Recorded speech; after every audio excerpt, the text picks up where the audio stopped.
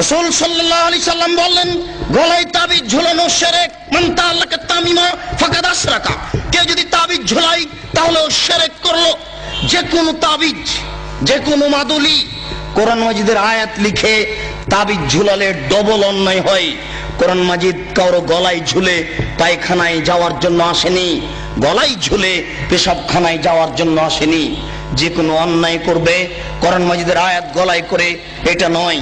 এদেশের কোরআন মাজিদের প্রথমে দেখবেন কতগুলি নকশা করা আছে, এই নকশার তাবিজ ঝুলালে এই হয়। এদেশে যারা কোরআন ছাপাচ্ছে, এরকম আকীদা যারা রাখে, এরাও মুশরিক। এই পাতাগুলি ছিঁড়ে ফেলতে হবে। এরকম কোরআন ছাপায় যারা, তাদের বিরুদ্ধে যতদূর শক্তি প্রয়োগ করা সম্ভব তা করার জন্য চেষ্টা করতে হবে। এরা জাতিকে ধ্বংস করছে, আপনাদের ধ্বংস করছে, মুসলমানকে ধ্বংস করছে এক মিথ্যে কৌশলে, শিরক করে শিরক করিয়ে। বায়সাতের পাগড়ি বেঁধে যদি কোরআন মাজিদের আয়াত দিয়ে জুব্বা পরে আল খাল্লা পরে যদি তাবিজ লিখে দেয়, তবুও তা শিরক হবে। সাবধান থাকবেন।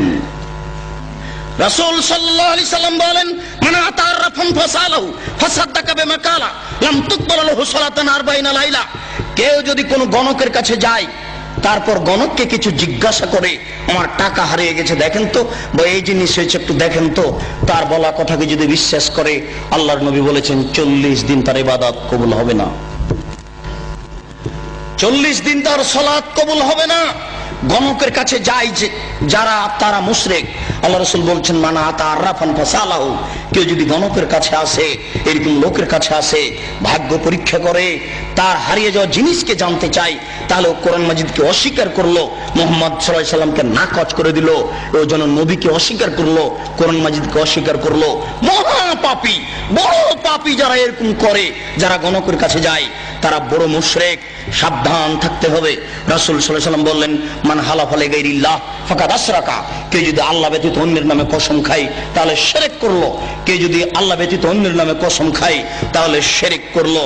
কেউ যদি দুই চোখের কসম খায়, তাহলেও সে মুশরিক। কেউ যদি মায়ের কসম খায়, তাহলেও সে মুশরিক। মায়ের কসম খাওয়া যায় না, কোরআন মাজিদে হাত রেখে কসম খাওয়া যায় না, মসজিদে ঢুকে কসম খাওয়া যায় না, ছেলের মাথায় হাত রেখে কসম খাওয়া যায় না। ছেলের মাথায় হাত রেখে কসম খাওয়া শিরক। এইভাবে হাত চালিয়ে ভাগ্য পরীক্ষা করা শিরক।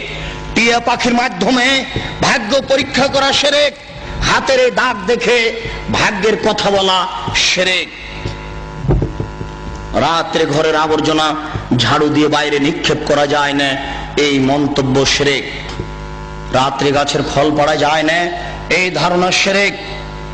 রাত্রে মানুষকে বাকি দোকানের জিনিস বাকি বিক্রয় করা যায় না, দেওয়া যায় না, এই ধারণা শিরক। রাত্রে মানুষকে জিনিস কর্জ দেওয়া যায় না, এই ধারণা শিরক।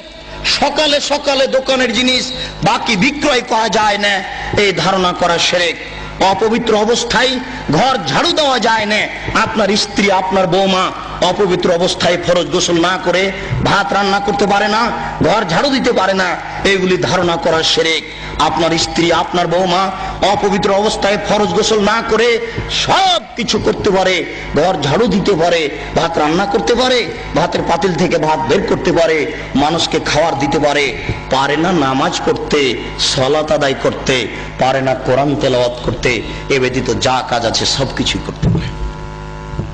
দিনাজপুরের জনৈক হেডমাস্টার আমাকে বলছেন, আব্দুল রাজ্জাক সাহেব, একটা গোপন জিজ্ঞাসা আপনার কাছে করছি, মনে কিছু নিয়েন না।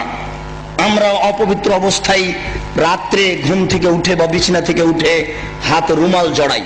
হাতে রুমাল জড়ানোর পরে ওই যে দরজাতে যে খিল আছে, বন্ধ করা আছে খিল, ওটা বুঝেন কি?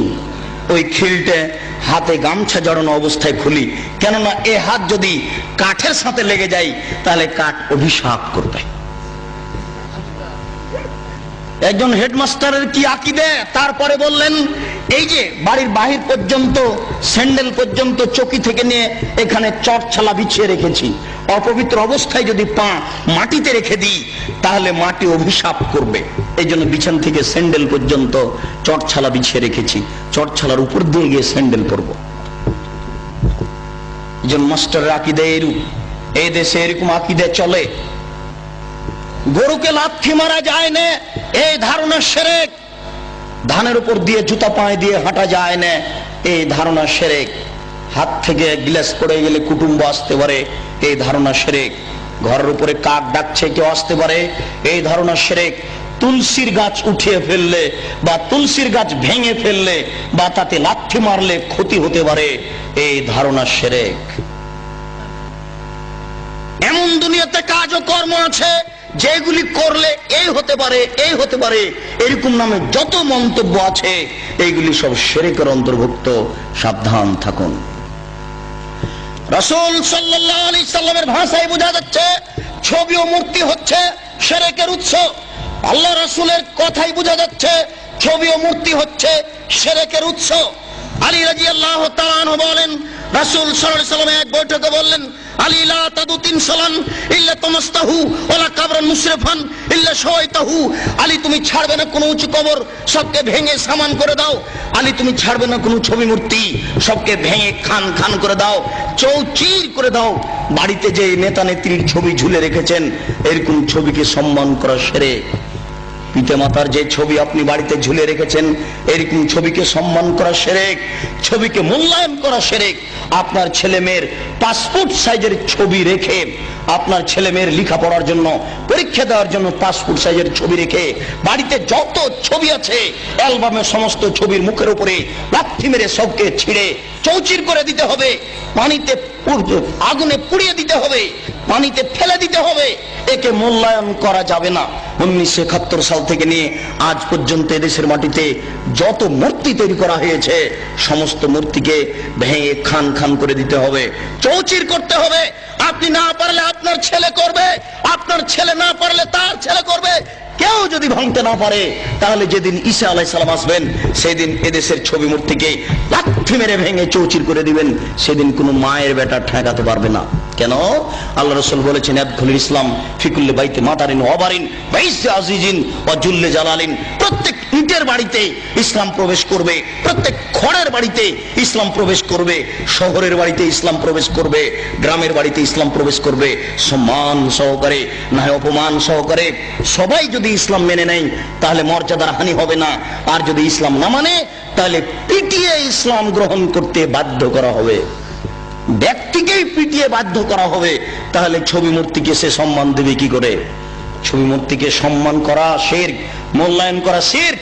আজ এখান থেকে উঠে বাড়িতে ঢুকে শোকে যে যত পুতুল আছে, যত ছবি মূর্তি আছে, আপনার আমেরিকা থেকে আনা যদি সোনার হরিণ হয়, তবু লাথি মেরে ভেঙে চৌচির করতে হবে।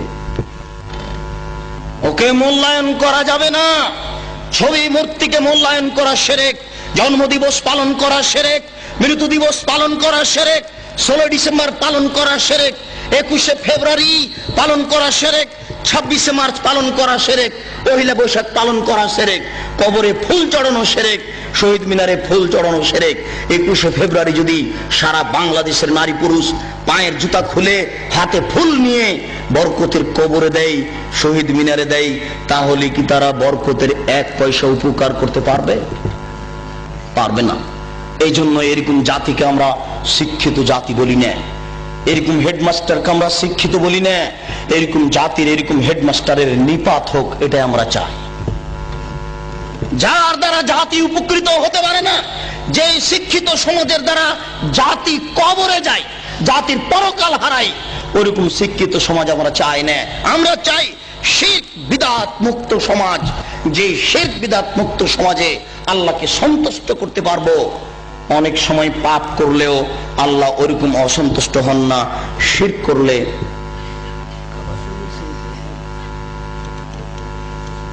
কাবা শরীফে যদি শিরক থাকে তবুও শিরক, কাবা শরীফে যদি ছবি থাকে তবুও শিরক।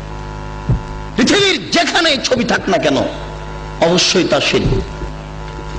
যেখানেই থাক না কেন, কাবা শরীফের ছবি মূর্তি ছিল, অনেক মূর্তি ছিল সেখানে। হবল নামে একটা মূর্তি ছিল কাবা শরীফের ঘরের পাশে, হবল, সেটাই বেশি মূল্যায়ন কর। সেই হবল মূর্তির পাশে ছিল একটা পাতিল, সেই পাতিলে ছিল 3টা খড়ি, অর্ধ হাত হোক আর 1 হাত হোক 3টে খড়ি ছিল। একটা খড়ির গায়ে লেখা ছিল ইফাল, করো, আর একটা খড়ির গায়ে লেখা ছিল লাতাফাল, করো না, আর একটা খড়ির গায়ে লেখা ছিল মোহমাল, কিছুই না। তারা ছেলে মেয়ের বিবাহ দিলে বা কোনো সফর করতে চাইলে বা কোনো পদক্ষেপ কাজের গ্রহণ করতে চাইলে ওই পাতিলের ভিতরে হাত ঢুকিয়ে খড়ি বের করত। যদি ওই খড়ি বের হয়েছে যাতে লেখা আছে ইফাল করো, তার মানে হবল মূর্তি বলে দিল এ আল্লাহ নকল আল্লাহ নাউজুবিল্লাহ বলে দিল যে তোমরা কাজ করো, আল্লাহ বলে দিল করতে, এখন তারা করবে নাউজুবিল্লাহ। যদি ওই খড়ি বের হয় যাতে লেখা আছে লা তাফাল করো না, এখন ওদের নকল আল্লাহ বলে দিল যে এই কাজ করতে হবে না, মেয়ের বিবাহ দিতে হবে না, তারা করবে না।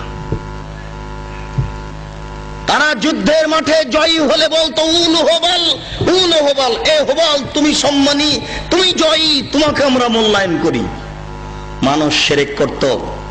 মহান আল্লাহ বলেন জাল হক এসেছে সত্য, ওয়াজাহাকাল বাতিল চলে গেছে মিথ্যা, ইন্নাল বাতিলা নিশ্চয় মিথ্যা, কানা যাহুকা চিরদিন মিথ্যা।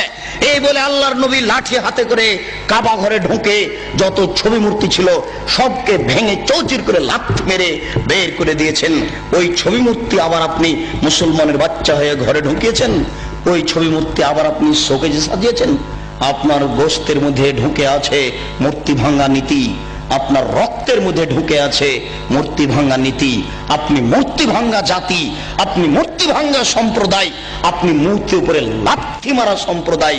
আপনি মূর্তিকে মূল্যায়ন করেন কি করে? মূর্তিকে আপনি মূল্যায়ন করতে পারেন না।